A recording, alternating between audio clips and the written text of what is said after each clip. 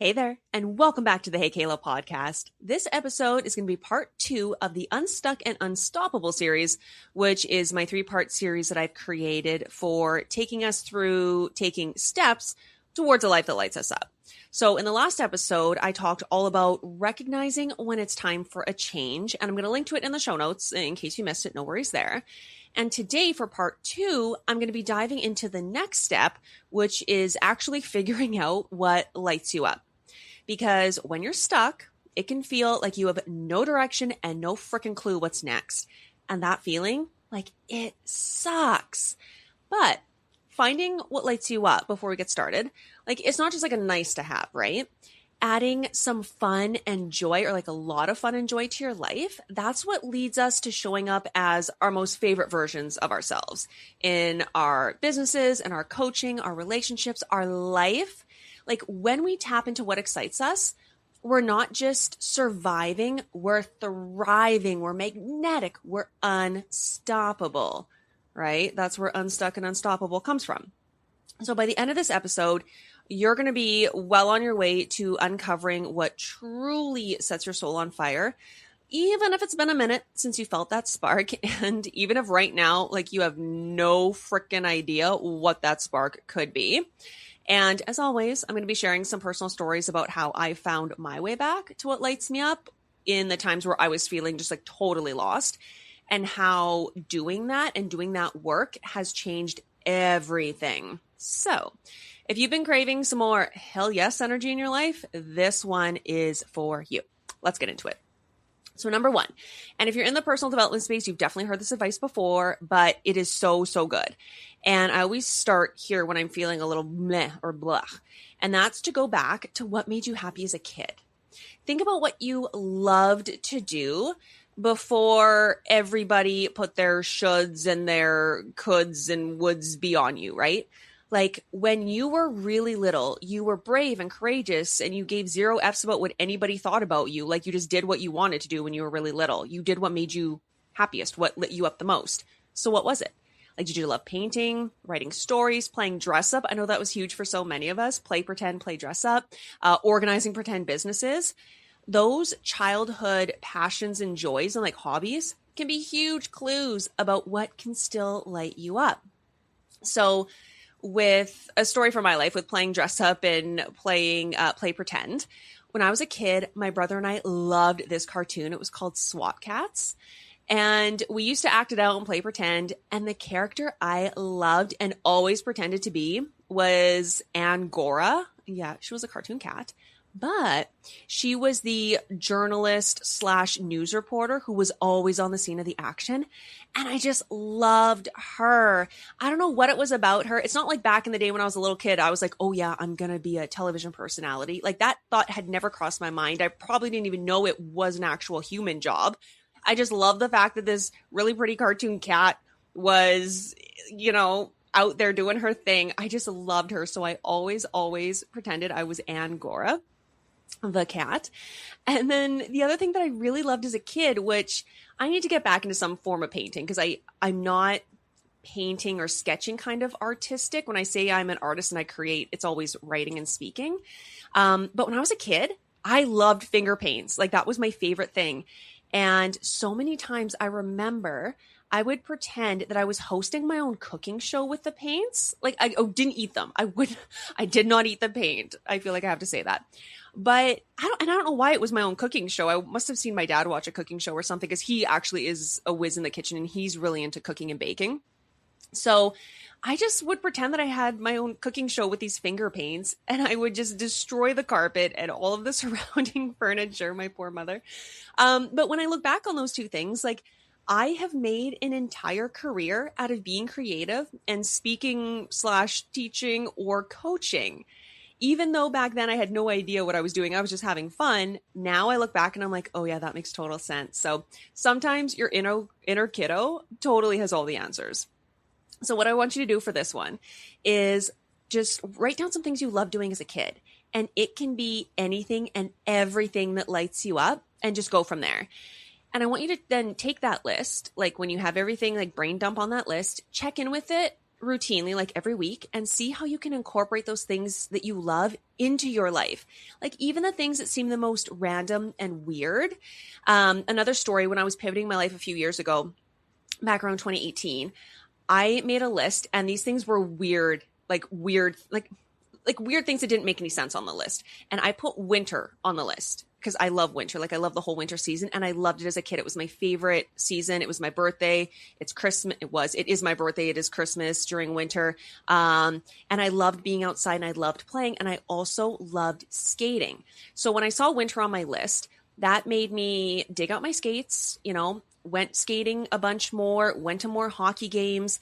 And then at the station I was working at the time, I volunteered and put up my hand all the time to cover stories on the Manitoba Moose.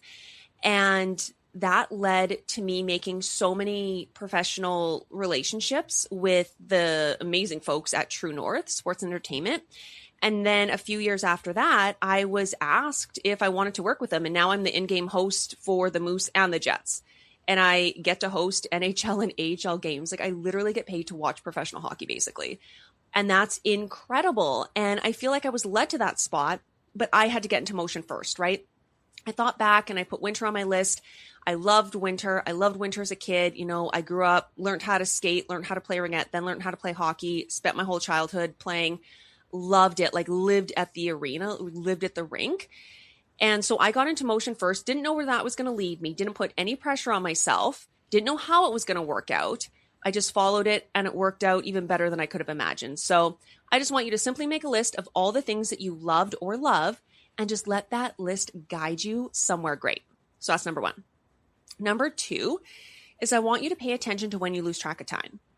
Like what activities do you do that make you forget to check your phone or the clock? Like that's a sign that you are in your flow state. So whether it's cooking like my dad, or maybe working out or working on something creative, like your flow is your happy place. And when I'm writing or speaking, and that includes recording this podcast, time just disappears. And that's when I know that I'm aligned with my purpose. So for this one, what I want you to do is for the next week, it's another list, surprise, surprise. But let me tell you, I know I suggest making lists and journaling all the time, but the amount of things I work out for myself by seeing it on paper, you get to see common threads, patterns, repeating words. It's one thing to just meditate and sit and think, or go for a walk and think it out in your head. Yes, I recommend those things as well. But putting things on paper, like you can't deny the proof is there. It's on the page. And then I always take a highlighter and I go through and highlight common themes. And that's how I work things out the best. So I definitely recommend making lists. For this one, make a list of all the activities that you do in a day, like everything. Like when you're at work, when you're at home, if you get to enjoy any free time, write it down. And then just pay attention. And beside that list, I want you to track your energy. Like notice what makes you feel alive versus drained. And again, this is going to be like a concrete list of what you like the best. And as you go throughout the week, I just want you to listen to your body's energy, right? What excites you versus drains you. If you feel lighter or energized or even a little nervous, excited about something, like that's your green light. Go explore it further. Your body is so smart. Your body is so wise. I want you to trust it when it's trying to guide you, especially when you feel nervous, excited. I don't want you to take that as fear and be like, no, this isn't for me. Nervous, excited, I think that's green. Green means go after it, baby. Number 3 is I want you to experiment with zero expectations, right? Like we're not putting more pressure on ourselves. If we already feel stuck or blah, we already feel bad enough as it is, right? Putting pressure on yourself is not going to make this situation better, right? So if you're not sure what lights you up, I want you to go try new things. And again, don't put pressure on yourself. You don't have to be perfect. Take a dance class, join a running group. We've got join a book club, cooking, coloring, finger painting.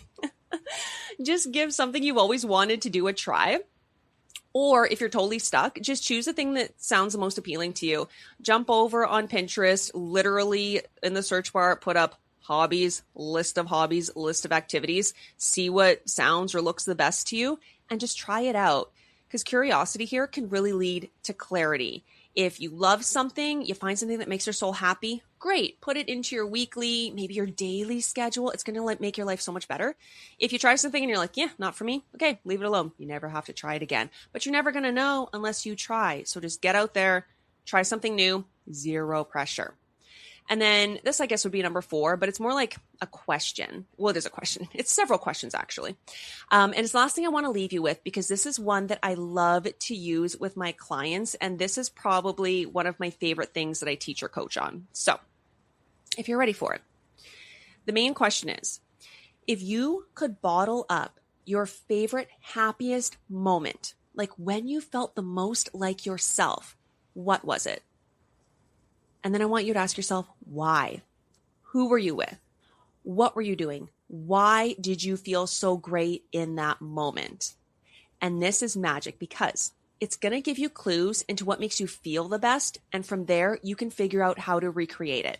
So my favorite way of like giving an example and illustrating this for, again, my clients is from my own life. For me, it was when I competed in this charity dance competition. It was kind of like Dancing with the Stars. And yes, cringy. Yes, I was one of the stars, but that's not the point. It's going to always be one of my favorite moments because I distilled it down to some really important guidelines that I now use to guide my entire life.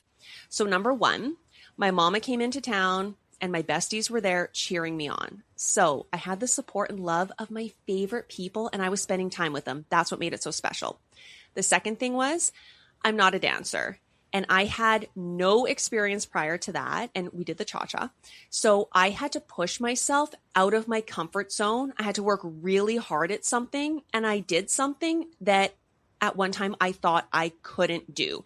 I was dancing and rehearsing. We had dance rehearsals every single morning, and then I worked out in the afternoon or evening to grow my upper body and core strength. And that, even just like the mental, emotional growth, like that was amazing to me.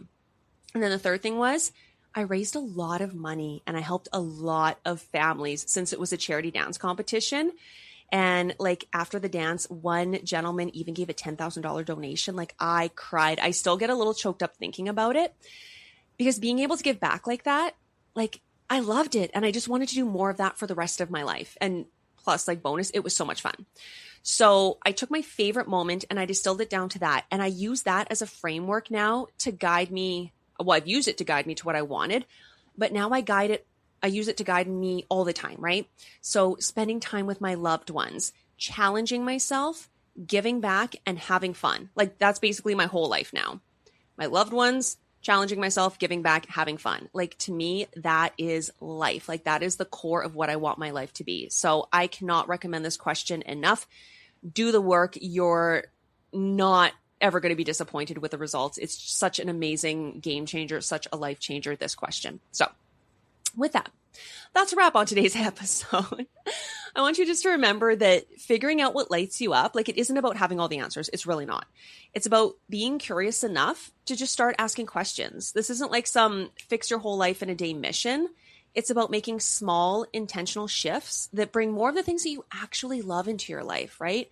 The little sparks that make you feel alive and make you feel like you. And finding what lights you up. Like, it's not just about like adding like a little sprinkle of fun or joy here and there. It is, but it's also the quickest way to becoming like your favorite version of yourself, right? The unapologetic, magnetic version, the one that feels unstoppable. And that's what we're doing here. Unstuck and unstoppable, right? So I want you to take the time, do the work, follow the sparks. And when you're lit up, like honestly, everything around you shifts. Like everything around you shifts. You stop chasing, things start flowing, and that is the magic. So if you love this episode, please share it with a friend. And remember, part 3 is coming out next Friday. So that's going to be January 24th. And not only will I be taking you through part 3, which is making bold, inspired moves without freaking the F out, but I'm also going to be answering your questions about setting aligned goals, raising your energy, creating a plan that feels as good as it looks. So if you have some questions you want me to answer, feel free to email them to me. I'm info@heykahla.com. Get them to me before the 24th. I probably will record the episode the Thursday before. That's usually my recording day. And I'm also going to be teaching all of this more in depth, like this 3 podcast episode series. I'm going to be teaching it more in depth at the Hustle and Charm 2025 Business Planning Workshop. So if you're listening to this before Saturday, January 25th, 2025, you can still get your tickets and join us. I'm going to leave the link in the show notes. And actually, I believe that's everything. So thank you so much as always for hanging out with me. Again, be curious, be gentle on yourself, not too much pressure, and I hope you have the best week.